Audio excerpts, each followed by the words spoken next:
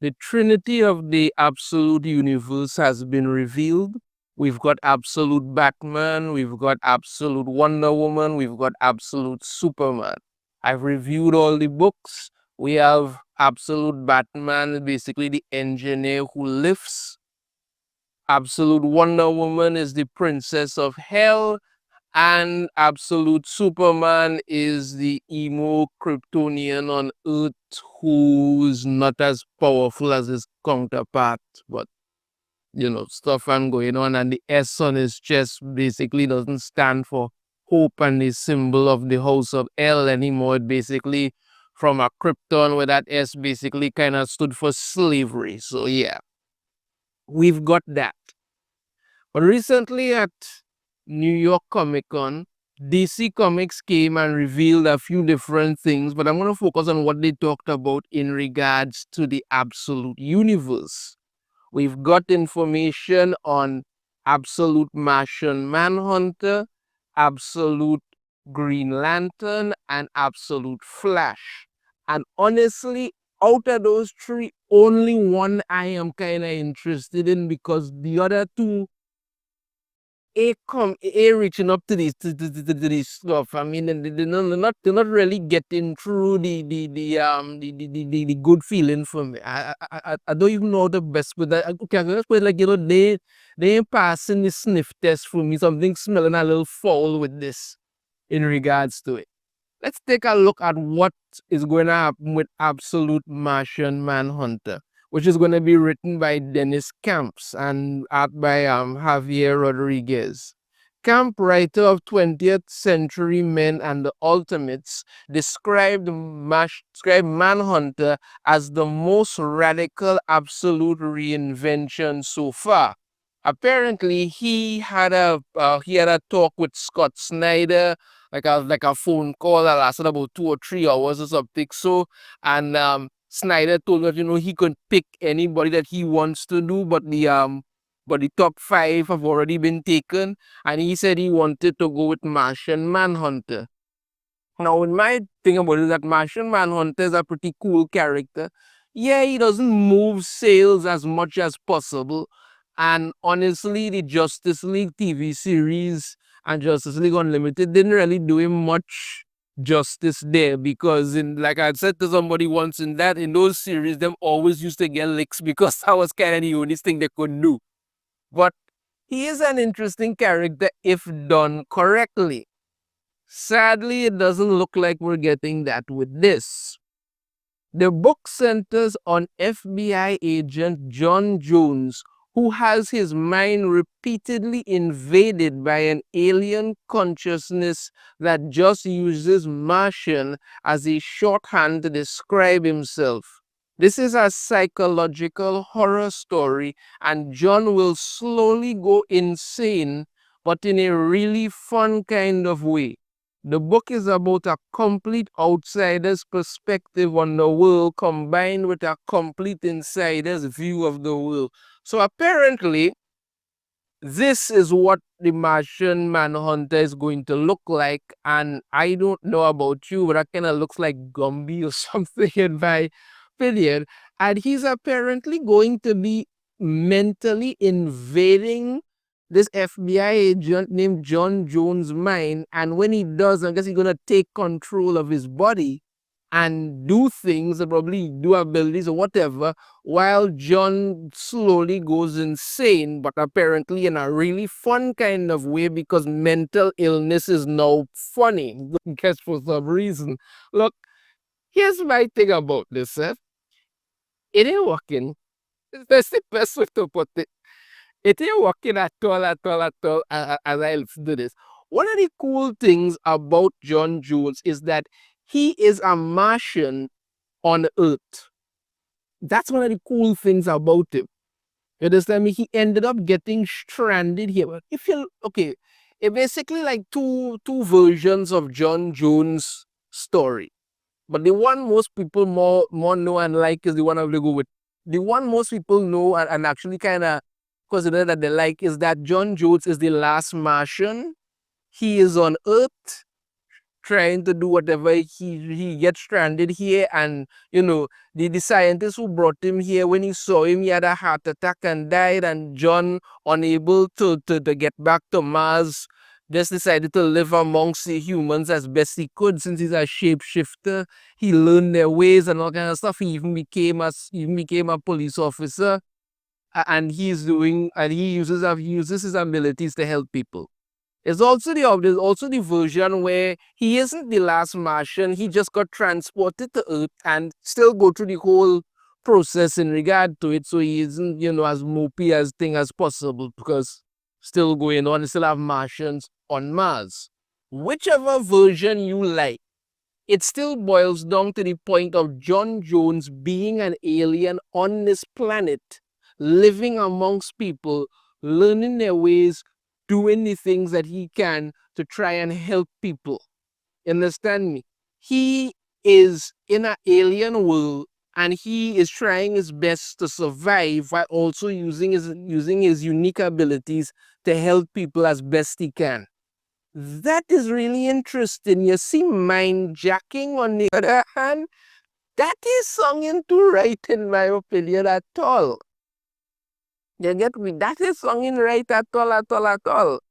That is one thing. Plus, the way they have this Martian Manhunter looking is not kosher in any way, shape, or form. Because this look kind of screams compy alien kind of thing, which doesn't work. So yeah, like I say, I'm not digging this take on Martian Manhunter. He's an actual Martian on Earth, fine. I could work with that. But him being some kind of alien consciousness that just possesses a man's mind, and doing so slowly drives him insane, but in a really fun kind of way. Yeah, because when you see John Jones is growing out his fingernails and toenails and saving his urine in jars, yeah, that's going to be really fun for everybody involved. Yeah, that ain't going so well, boy. Next up, we have Absolute Flash. Now, the thing about it is that Absolute Flash is really the only one I kind of think I might be interested in, honestly. Even though, yes, it is starring a teenage version of Wally West, and they did give him a mullet for some reason, but it is still interesting the way they go about it, because in this iteration, he gets his powers, but he doesn't have access to the speed force. Well, apparently there is no speed force. Okay, now when Flash was first invented, I think there was no speed force or anything like that. It kind of has become commonplace now for the speed force to exist. But originally, if there was no speed force, Flash was just Flash. So going back to that concept, to me, does seem an interesting move to make. And you also see him here with versions of his powers where you see him, he ends up out in the desert and all sort of stuff there, and he's looking around. Like I say, he does have a mullet, and yeah, it does look interesting to see how they're going down this route with him. To see how, they got like getting his powers or something there. It does look interesting, it really does. You also he's also going to be introduced to some of his rogues gallery.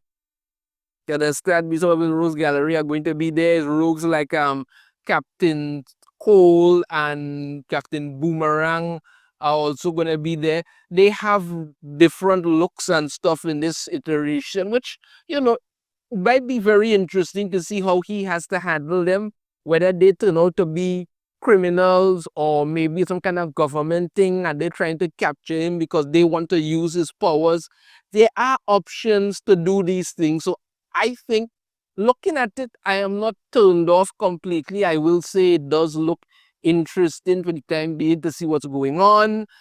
You see him there. I don't know if this old guy there is his father or grandfather or what it is, but the story is looking interesting to know that this is a teenage version of Wally West who's now gotten his powers.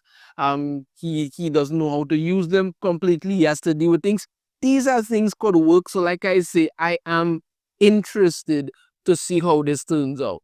I think it does look like it's actually going to be an interesting take on Flash. So, yeah, I am interested in the Absolute Flash. Then we get the Absolute Green Lantern. And because it wasn't bad enough, right? This is going to be written by Al Ewing, and it's going to be focusing. The Green Lantern for Absolute Universe is going to be Jojo Mullins.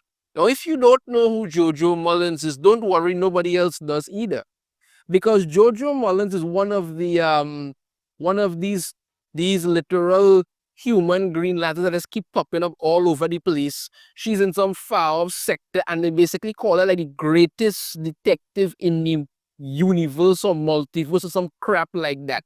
Nobody interested in Jojo Mullins. Nobody. You understand me? The character didn't even get across and anything like that. Of course, they had to make her gay because what else do they do? But it did not add up. It did not work. It did not do anything to make anybody interested in anything at all. Understand me? It just was not done well. In the book is also going to have Hal Jordan, John Stewart, and Guy Gardner. But apparently, Hal and Jojo Mullins are going to be the main ones in the book, because rather than Hal Jordan be the first one to get the Green Lantern ring and be a Green Lantern in the Absolute Universe, which would be really interesting to see.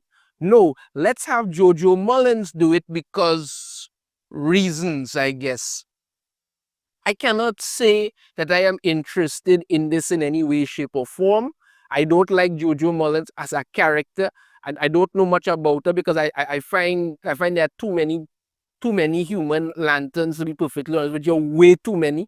You understand me? When it was just you know, Hal Jordan and maybe John Stewart. But I mean, to be honest with you, I've always said that John Stewart is kind of like my third favorite Green Lantern. If I had to go, I would go with Hal Jordan and Kyle Rayner, and then John Stewart. But if it just two, maybe three, I could work with that. But the fact that they have so many now is just ridiculous. And I can't, I just wait until they see Simon Baz finds a way to show up in this as well. Because honestly, like I was saying to somebody before, when you look at these Green Lanterns, like Simon Baz and all these different lanterns that they have on or these different human lanterns like Simon Baz, Juju Mullins, Jessica Cruz, all of them serve no purpose other than they just want as diverse a group of lanterns as possible, even though the lantern corps is made up of aliens. They don't get more diverse than that, but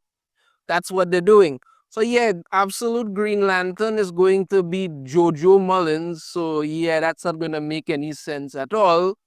We have Absolute Flash, which I think actually seems interesting and probably the one out of what they talked about that I'm maybe most interested in checking out. And we also have Absolute Martian Manhunter, who's going to be infiltrating an FBI agent's mind and driving him slowly insane, but in a fun way. So yeah, that's the update that we have that's coming out from New York Comic Con about the Absolute Universe. With the only thing to do at this point is to wait and see how this all plays out. But honestly speaking, Absolute Martian Manhunter and Absolute Green Lantern just not seeming up to scratch to me. I'm not digging it at all. Absolute Flash, yeah, but those two, eh. Let me know in the comments what you think about it. If you have a different opinion, I'd love to hear it. If you like the video, hit that thumbs up. Subscribe if you haven't already. Ring the notification bell to be notified every time I put out a new video. And I shall see you all next time. Take care.